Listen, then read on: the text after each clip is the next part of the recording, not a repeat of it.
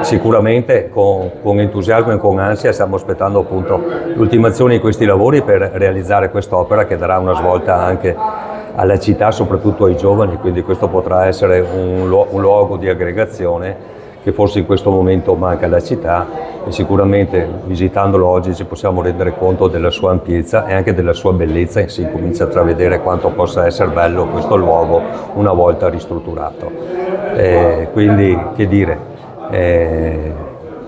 speriamo che i lavori proseguano celermente come sono andati fino ad oggi. È chiaro che sono lavori che escono dalla quotidianità, perché sono lavori di ristrutturazione, richiedono un enorme tempo.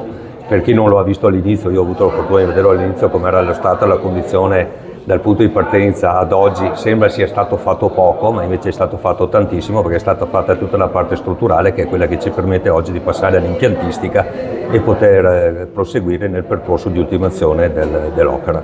Possiamo dare delle tempistiche?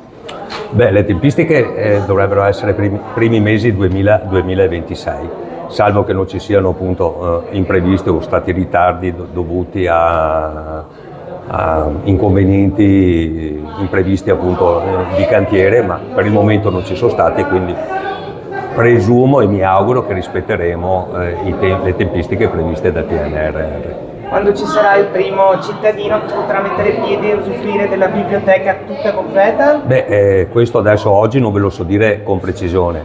Quindi il manufatto, la ristrutturazione verrà completata nei primi mesi 2026. È chiaro che poi dovremo passare alla fase di arredamento, che non è poco, perché è impegnativa anche dal punto di vista economico. So che gli uffici non li seguiamo noi come lavori pubblici, ma la cultura li sta seguendo, quindi sicuramente appena possibile inizieremo al montaggio di tutte le attrezzature e anche il trasloco di libri e tutto. Non è una passeggiata di salute, però la volontà c'è, quindi il 2026 potrebbe vederci come periodo per ultimare il tutto e forse anche avviare, se non sarà a fine 2026, inizio 2027.